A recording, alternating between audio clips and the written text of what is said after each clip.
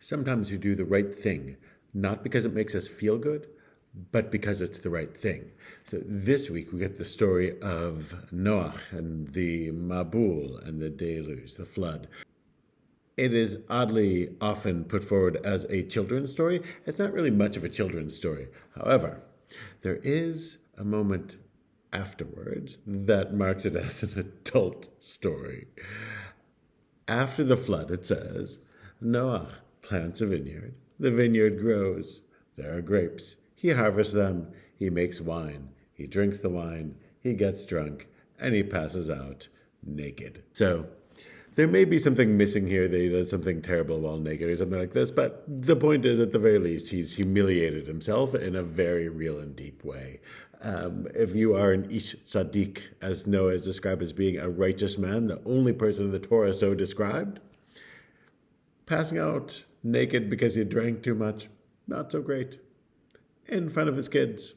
So Torah says that one child sort of like sees Noach this way and goes over, and the implication is sort of goes to his brothers and says, hey, get a load of dad over there who's really made a fool of himself. And the other brothers take a blanket and put it over their shoulders, and says that they back up and they drop the blanket over Noach, meaning they try and reduce his shame and humiliation without looking at him in his shameful moment.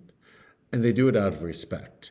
They treat him with respect, even in a moment when he doesn't deserve respect. They treat him with respect, even in a moment when he may have forsaken all claim to deserving respect in any way. He has sort of moved from righteous man stage of life into guy who passes out drunk and naked with his kids around stage of life. He's no longer, one could argue, worthy of respect, and they give it to him. That's the mitzvah. My guess is no one felt good about any of this. And showing respect for somebody because they're somebody, just because they're a person created in the image of God, or just because you have some connection to them, this is part of what the Torah is trying to teach here. The son who is sort of like poking fun, he's the one who gets cursed. The sons who show respect, even though you could make a good argument that respect sort of isn't the order of the day, they're the ones who get rewarded. And the idea, I think, remains the same. Whether this isn't a true story in the sense of a thing that happened, it is a true story in the sense of it teaches a deep truth of how we can live. We can live giving respect to people. And that's part of what takes us out of the generation of the flood. That's, Torah says, merited destruction, and gets us to a better place. Shabbat Shalom.